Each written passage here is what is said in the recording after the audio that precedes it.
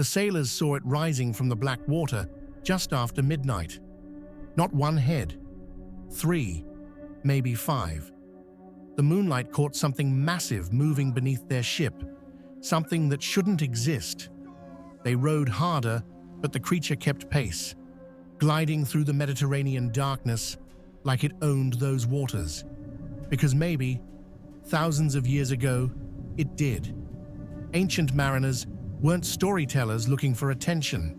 They were professionals navigating some of the most dangerous waters on Earth. And when they came back talking about monsters, people listened. The Greeks built entire mythologies around creatures lurking in coastal swamps and deep channels. The Norsemen carved warnings into their ships about things hiding beneath the surface. Sailors from every seafaring culture reported the same patterns: massive shapes, too many limbs, sounds that froze blood. Most of us today assume they were just confused, that storms and exhaustion created hallucinations. But what if they were reporting exactly what they saw? What if the monsters were real, just not in the way we imagine? Today, we're diving into 3 of history's most terrifying sea legends: the Lernaean Hydra, the Sirens, and the Kraken. And here's the twist that changes everything. Science has found the real creatures behind each myth, and some of them are more disturbing than the stories. In the hills outside the ancient Greek city of Lerna, there was a swamp. Not the peaceful kind where frogs croak and birds nest.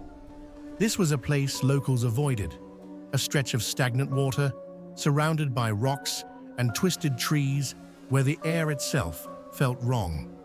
The Greeks had a name for what lived there: the Lernaean Hydra.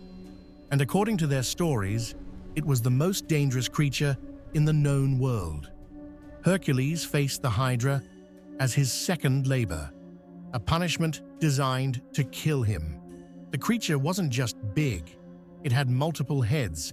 Some stories say 9, others claim hundreds, but the truly horrifying detail: cut off one head and 2 more would grow in its place.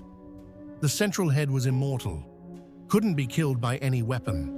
Its breath was poisonous enough to kill a man from a distance.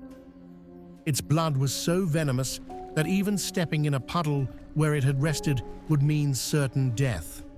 This wasn't some dragon living in a distant mountain. The Hydra's swamp was real. You could walk there. Greek travelers knew the area, and they genuinely believed something monstrous lived in that water. Hercules couldn't fight it alone. He brought his nephew Iolaus, and together they developed a strategy.